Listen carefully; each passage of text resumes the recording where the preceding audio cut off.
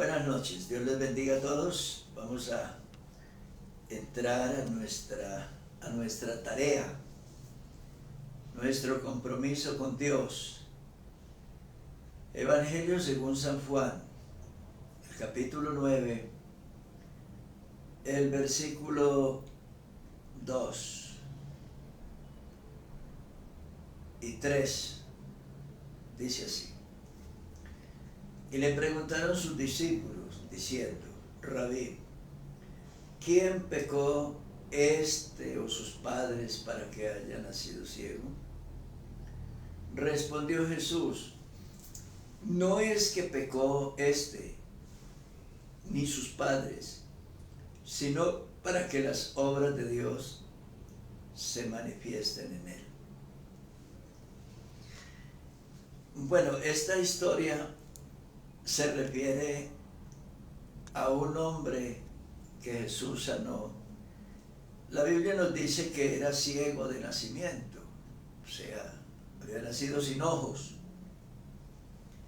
y había que ahora hacerle todo el trabajo, construirle los ojos, y ese fue el trabajo que el Señor hizo en aquella ocasión.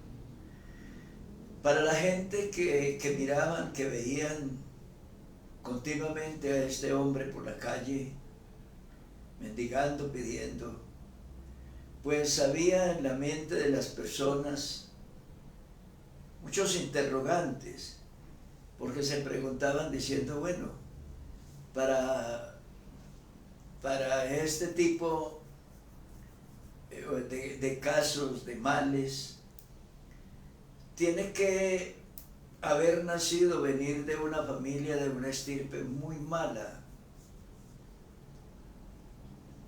de una gente blasfemos, pecadores, criminales, quién sabe. O él tuvo que haber sido un hombre, en algún momento, un hombre supremamente malo. Esa es la pregunta que le plantean al Señor. Maestro, ¿quién pecó, este o sus padres, para que haya nacido ciego?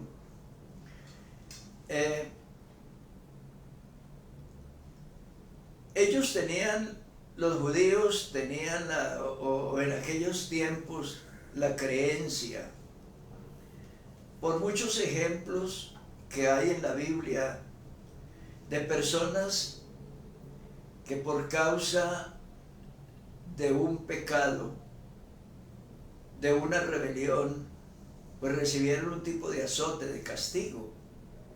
Podemos verlo en el caso de María, la hermana de Moisés.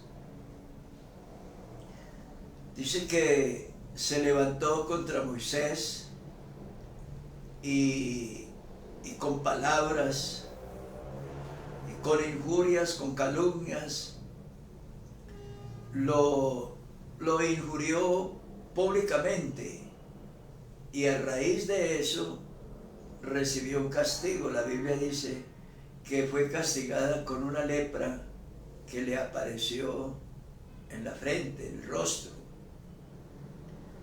Pero hay otros casos.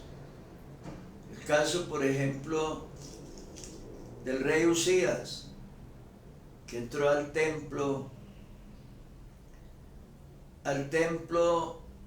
haciendo el trabajo como si fuera un sacerdote, y cuando los sacerdotes le dijeron que no lo hiciera, él se enfureció contra ellos, y en ese momento apareció la lepra. O una llaga, la llaga de Ezequías. La Biblia nos cuenta que la llaga de Ezequías, bueno, hay una relación ahí con algunos desórdenes de la casa, porque el profeta llega y le dice: ordena tu casa porque morirás. Entonces parece que esa llaga que le apareció en la pierna, bien podía seguramente. La respuesta del Señor es clara, es tajante, porque el Señor dice, no es que pecó ni sus padres. Entonces,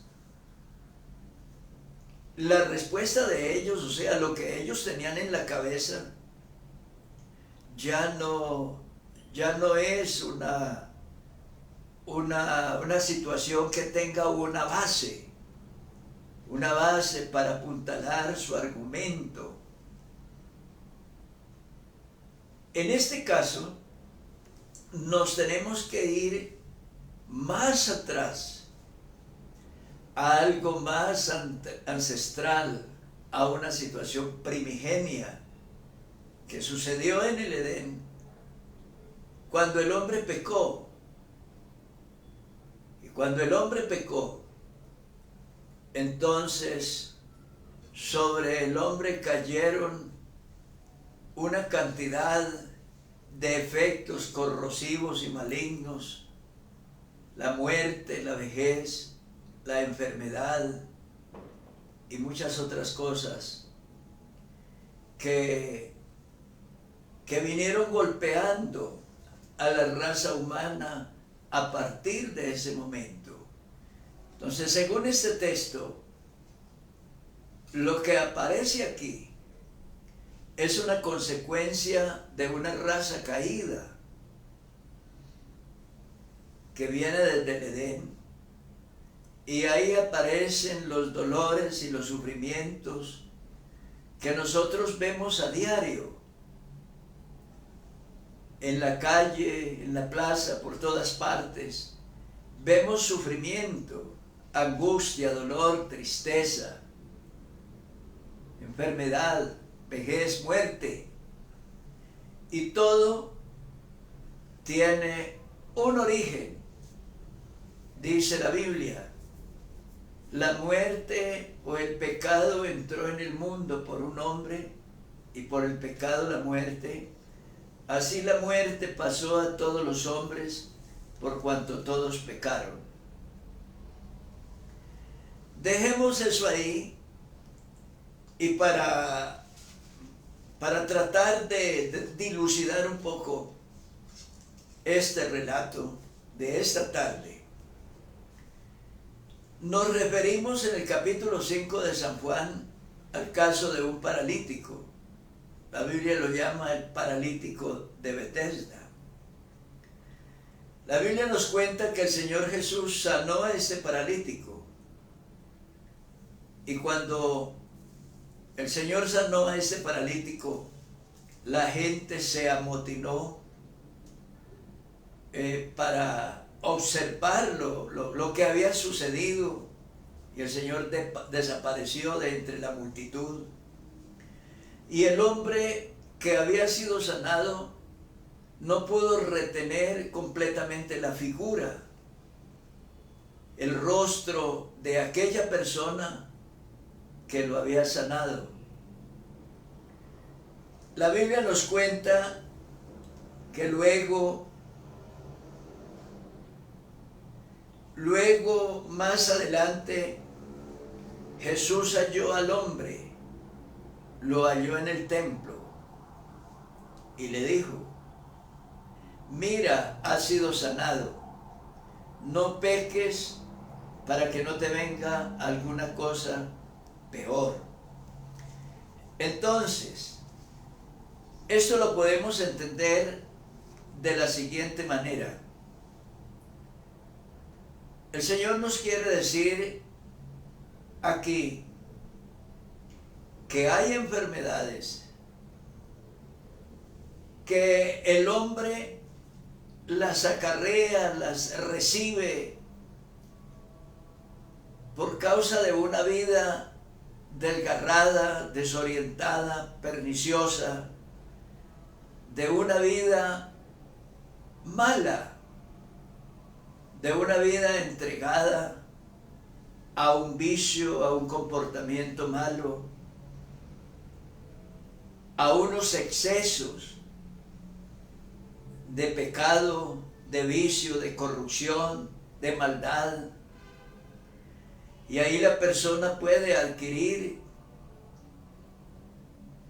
una enfermedad con la cual tiene que luchar y la cual seguramente lo va a matar, como una cirrosis del hígado, del estómago, para aquella persona por su exceso en el alcohol, o un cáncer de pulmón de aquella persona, del fumador, del cigarro, el humo, y así sucesivamente.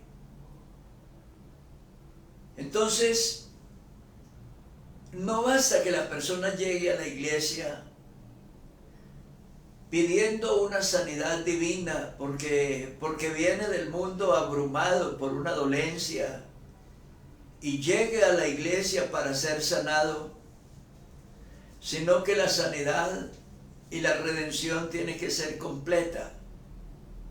Si una persona llega a la iglesia y el Señor lo bendice, sanándolo de una dolencia, de una enfermedad, curándole un mal que de pronto la medicina no ha podido ayudarle en esto, o no necesariamente un caso de sanidad, de salud, puede ser otra cosa, qué problema, qué conflicto, una crisis familiar, alguna otra cosa dolorosa, triste, que lo tenía atado, esclavizado, y llegó a la iglesia y el Señor le hizo un milagro. El Señor lo bendijo, le ayudó a salir de una crisis y haciéndolo libre, haciéndolo feliz. Pero ahora le dice el Señor, bueno, ya usted ha recibido un beneficio para tu cuerpo o para esta vida, pero la redención es algo más. Usted necesita ser salvo, usted necesita ser redimido, usted necesita lidiar contra el pecado y batirlo de su vida, arrancarlo, desarraigarlo mediante la obra redentora de Cristo, mediante el nuevo nacimiento. Entonces, ansiar por ser un hombre nuevo, nacido de Dios, nacido de la naturaleza divina y nacido para la vida eterna. Dios te bendiga.